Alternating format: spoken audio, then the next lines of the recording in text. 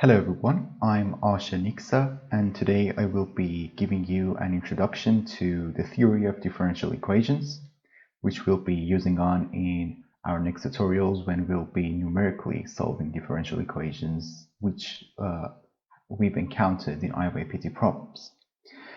So in today's video, we'll be covering three topics. So the first topic would be the definition of differential equations. So we basically want to know what differential equations are. And number two, we'll be exploring the definitions of ODEs and PDEs, and we'll see how different they are. And number three, we'll be talking about rewriting the equations in form of dy dx is equal to fxy, y0 is equal to y0. So this might look a little bit unfamiliar, but hopefully when we go through the first two items, you'll have an intuition of what these symbols mean. So starting from the first point, we have to define what a differential equation is. So basically, a differential equation is something of a normal equation, which you might have encountered in your classes. But the difference with, let's say, ordinary equations that you've encountered is that one of the important elements in those equations is derivatives. So basically, you have an equation full of derivatives, and you want to find a function, let's call it f, which satisfies this equation. So let me give you an example.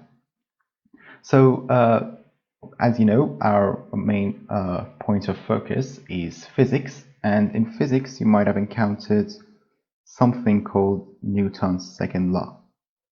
So interestingly enough, this is a differential equation, and you might wonder, how is that? So you might know that a, or the acceleration, is basically the derivative of velocity with respect to time.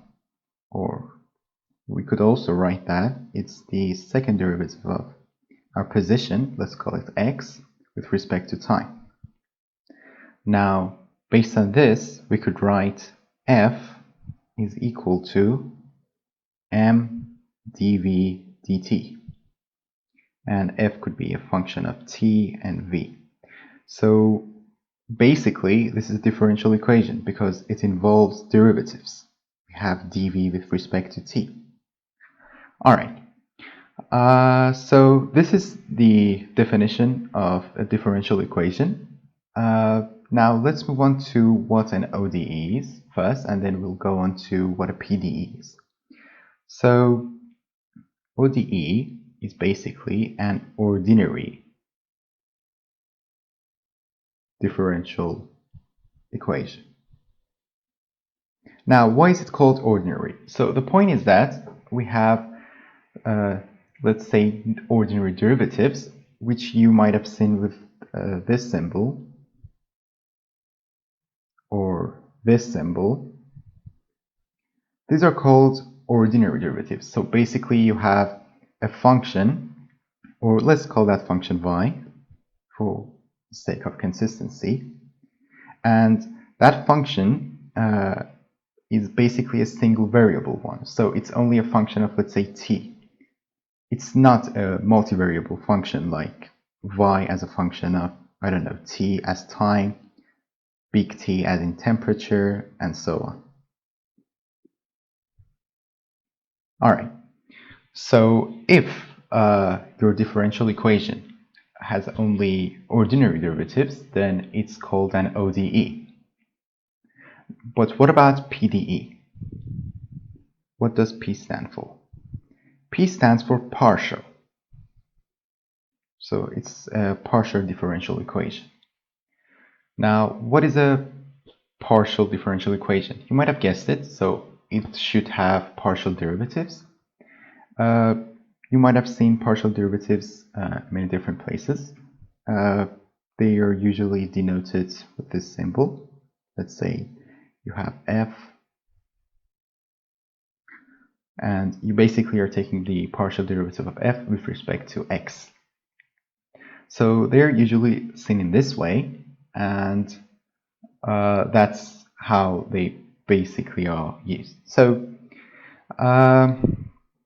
the main difference between the ODE and the PDE was in how in ODEs we only have ordinary derivatives, but in PDEs we have partial derivatives, which you might have seen with this symbol. All right, so we've covered the first two topics. Now let's move on to the third one. So in the following videos, we'll be covering things like the Euler's method. And in those methods, we usually have to write our differential equations in this form. So let's say we are looking for y, which is a function of x, which satisfies a certain differential equation. Now, what you want to do is that you want to write that differential equation in this form. So this is our initial condition. So it's basically telling us that, hey, at x equals 0, what was my y? So it basically is giving the differential equation a starting point. And it's like, let's give you an example. So for example, you have a pendulum and you want its position. So let's say this is the y-axis, and you want y as a function of time.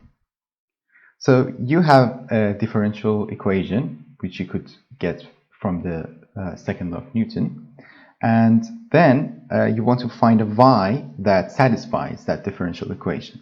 So this is a pendulum, and basically what the initial condition gives us is that from what position are you releasing that pendulum. So let's say you're releasing it from here, so then y0 would be this value, say 1 meter.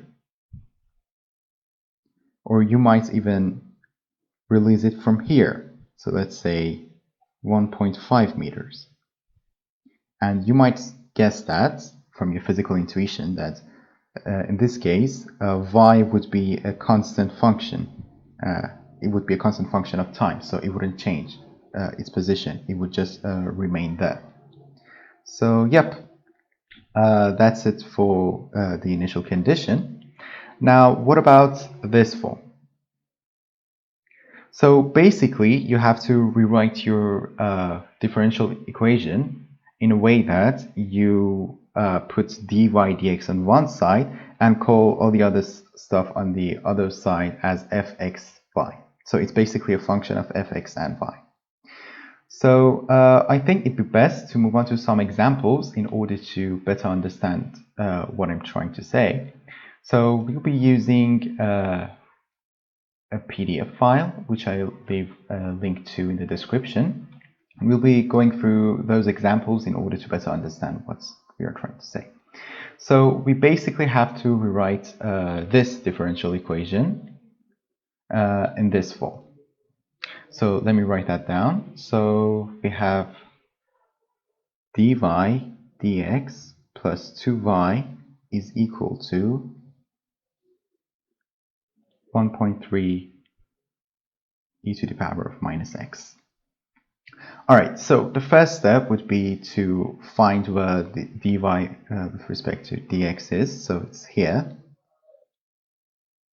Now you would want to put that on one side, basically isolate it. So this could be easily achieved by moving 2y here. So we would have dy dx is equal to 1.3 e minus x minus 2y. So this is fxy. Now, what about our initial condition? So, as for the initial condition, we had y0 is equal to 5. So, we could easily say that y0 is equal to 5, right? So, yep, that was the first one. So now let's move on to example number 2. So in the second example, we have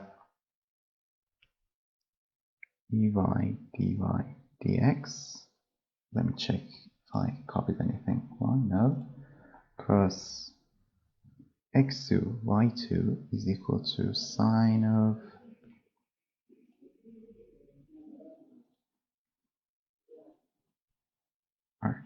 and y at x0 is equal to 5. Alright, so again, we find where dy dx is.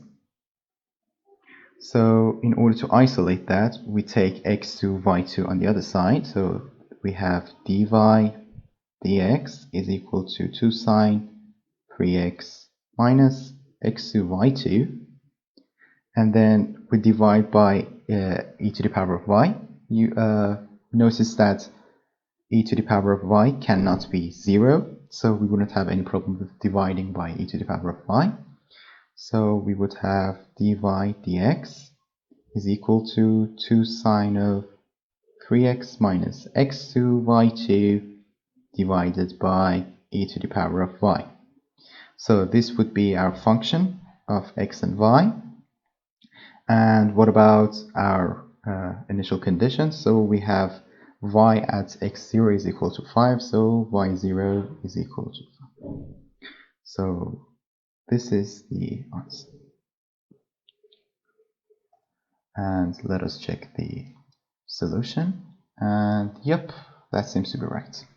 Alright, so this was today's video. Hopefully in the other videos we'll be covering numerical methods for solving differential equations, and then we'll move on to some coding, and we'll try to come up with demos of numerically solving differential equations. So that was it for today's video. Hope you have a nice day. Bye.